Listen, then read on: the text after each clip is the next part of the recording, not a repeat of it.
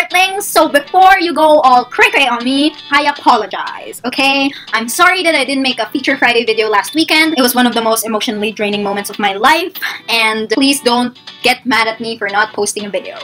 Let's move on. So in this series, it's my favorites video for every month, which everybody is currently doing, even the boys. So I thought, awesome, I didn't know you could do a July favorites without mentioning any fashion, beauty related thing on it. So I'm gonna do something like that, but then I'm going to categorize it to the stuff that I'm actually interested in and stuff that I did for the whole month of July. So it's basically like a summarization of all the fun stuff that I did in July. That doesn't include school, because school sucks. So the first thing that I want to mention is Connor Franta leaving O2L and then Connor Franta coming back, but not on O2L. So if you didn't know, I made a Feature Friday for Connor Franta on the week that he said that he's not gonna make O2L videos anymore or YouTube videos for a while. But then after that week, he made a video on his Connor Franta channel. So I was like, are you doing this to just play with my heart or something else?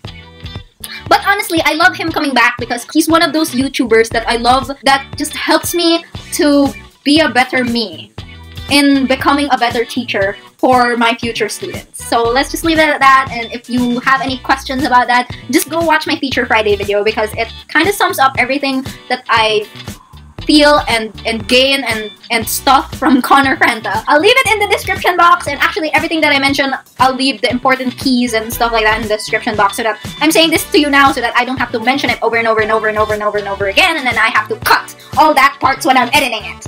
So yeah, I actually watched a bunch of movies, and it's not the type of movies that you'd expect. They're a bunch of old movies. They're not the movies that came out in July this year. They're movies that came out last year or years ago that I didn't bother to watch because I'm a complete idiot. So let's start with Noah, and I only watched this movie for one purpose and one purpose alone. Are you ready? Logan freaking Lerman is in there. And I'm the type of person that when I love something or someone or whatever it is, I tend to do whatever it takes to show my love for that person or thing or whatever it is, because I have this thing, I have this idea in my head that if I don't show my love for this person or thing or whatever it is, that I'd be disappointing myself in being a fan or in loving that person or thing or whatever it is. So I actually watch all of Logan Lerman's movies, and I don't know why. Like all of it, like his whole film history or TV series history, I will watch it because he's my ultimate crush. So next is Mission Impossible 3! So I watched this with my mom, and I don't know why I never thought to watch it ever. I just thought it was a plain action movie, but when I watched it with my mom, it blew my freaking head off because it was awesome! And it's one of those action movies that you know that it's possibly not true, but they made it so awesome that it might be. That's what it is. It blows your mind off. And my mom was actually really surprised that she hasn't watched this movie before because she loves Tom Cruise. Tom Cruise, I think, is her ultimate crush. And she basically was like a little bit pissed at herself for not watching it. When we were watching it, she kept telling me, why haven't I watched this before? I really feel bad that I haven't watched this before. I'm so mad because I haven't watched this before. And I was just like, I know, Mom, me too. And I never even expected myself to watch this ever. But now I hate myself for not watching it. So me and my mom actually want to watch the first and the second Mission Impossible, but we can't find the DVDs. So I don't know, but we'll watch it soon because I haven't watched any of the Mission Impossibles except the third one. So it was surprisingly good. So yeah, I recommend it if you haven't watched it yet. Like, if you think that action movies are just action movies, watch Mission Impossible 3. It's not just an action movie. The next movie is Now You See Me. Now, we watched this recently, I think like 2 weeks ago or a week ago, with my family, when all the Glenda stuff is happening, or the aftermath was happening. So, I actually heard about this movie when it came out, but I never bothered to watch it because I thought it was lame, which was a big mistake! I actually felt like how I felt when I watched Pacific Rim for the first time, because when it came out, I also felt like it was lame when I watched the trailer. I was like, huh? This is such a waste of a robot movie. And I love robot movies or whatever it is that has something robotic or whatever with it. I love those kind of stuff. Maybe that's why I love the Transformers thing so much. But yeah, when I finally watched it, I was like, Marga, you are such an idiot for not watching this when it came out. So that's basically me right now with Now You See Me. I'm like, Marga, you are such an idiot and you love magic so much and you didn't watch this? What the hell? Now You See Me is kind of like a movie about magic, illusions, stuff like that, and it's awesome. It's one of my favorite movies ever now. It's probably a contender for my favorite movie of all time, which is Titanic. So, it's just... it's awesome. I have nothing else to say. It's just... you know when you try to guess what happens in the movie? I keep trying to guess and I keep failing at guessing what happens next in this movie because it just... oh my god, I feel so bad for not watching it when it came out. Stupid. And the last movie, which I just watched last Thursday, is called The Host. And this movie is a book by Stephanie Meyer. Yes, the one who created the Twilight saga. And one of my faves too. It's one of my faves ever, I think. Like, it's one of the contenders too in being my favorite movie ever because it's so deep in a kind of way that it's not. It's just... I don't know how to explain it, but I've never expected a movie...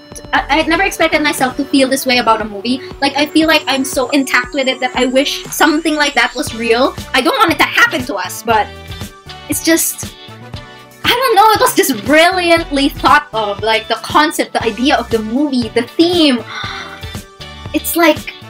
it's gold. And this movie made me want to read Stephanie Meyer's books. Because when the Twilight movies came out, or specifically the first and the second movie, because they weren't good.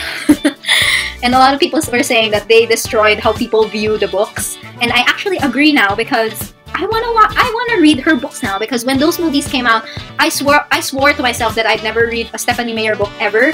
But now that I've watched The Host, I want to read Stephanie Meyer's books. Maybe I judged her too much on what the movie did to me, or what the movie showed. So yeah, I'm gonna read The Host and probably the Twilight series because they said it was really good if you read the book only and didn't watch the movie, or, you know, read the book first and then watched the stupid movie that ruined everything. So if you follow me on Twitter, I basically rewatched or had a Glee marathon for a whole 2 weeks. So that's from season 1 to season 5 for 2 weeks. And it was awesome! And it made me realize how much the show went downhill when Cory Monteith died, because for me, the show is Cory Monteith. Cory Monteith is the show. So when Cory Monteith died, the show died along with him. I'm not saying that the show isn't good anymore after he died. It's just that the whole concept of the show kind of collapsed in a way because he died. It like ruined whatever plans they had for the show's actual ending. And as I said before in a previous video, that this season they're having, season 6, it's the last season of Glee ever. And I'm so sad because Glee is a part of my life. I watched it when I was in high school, I guess, or in college, or first year college. The first year college. I watched it then, so it ending, it's kind of like a little breaking part of my heart. It's like how I Met ended, or 90210 ended, and all those cool shows that just ended. It'll always be a part of you. I don't know. I'm dreading the day that The Vampire Diaries will have its last episode ever, because I think a whole chunk of my heart will just split in a million pieces and explode and will never regain that part ever again. So yeah, another show that I watched is called Dating Rules for My Future Self, and this is kind of a quick show, even if it has a bunch of episodes in it. But I found out about the show because when I was watching the last episode of The Vampire Diaries Season 5, I wanted to know what happened to the cast members. What are they doing? Are they doing different shows or movies or whatever? And I found out that the actress playing Caroline, which is Candace Accola, her, she did this show, Dating Rules for My Future Self. So I watched the first series and loved it. And then when I watched the part where she was there already, it was a total rip-off because there were only 6 episodes and I wanted more, honestly. I wanted more, but it's a really good show. It makes you reflect on your life, like, what if that happens to me? What would I change about myself? Would I choose the better way for myself, or would I choose this other path that leads to unknown? So yeah, it's really cool if you want to watch it, but yeah, I don't know. The next one is Keeping Up with the Kardashians and Season 9, and I stopped watching Keeping Up with the Kardashians. Shut up! I'm making a video. Every time you have to bark in a video of mine, okay? I stopped watching Keeping Up with the Kardashians from Season 8 because all this Khloe and Lamar stuff blew up, and I love Khloe so much. I am so sorry for the barking dogs, but we're just gonna ignore it. So again, Khloe and Lamar are my favorite couple in the Kardashians, and Khloe is my favorite character ever in the Kardashians. So having them to break up or to have all these problems with each other or within themselves made me wanna not watch the show anymore, because I feel like it's gonna be sad from there on Khloe's part. And Khloe's part is my favorite part of the show. But then I started watching it again because they went to freaking Thailand, and if you didn't know, guys, we just went there last year, and I don't know, sparks came back and I started watching it again. And I can't wait for the new episode! Woo! I don't know why I stopped, but I thought it was a good idea. But now I'm watching the show again and made me realize you missed out on a lot, Margo. What is wrong with you? So the last show that I watched, or you know, that I finished watching for the whole month of July, is called Style to Rock, and it's the US version, the one for Rihanna. And I love it, and I don't know, I love shows like that, even if I don't have fashion sense or any relationship to the show. I just love watching shows like that. Oh yeah, there's another show. It's from E, and it's called Escape Club. And while watching the Kardashian shows, it was one of the commercials, so I started watching it, and it's really cool. Well, it's not cool actually, it's just drama-filled. And I don't know why I love drama-filled shows. I basically listened to 4 albums this whole month of July. It's American Authors' Oh What a Life, which is, to sum it up in 2 words, good vibes.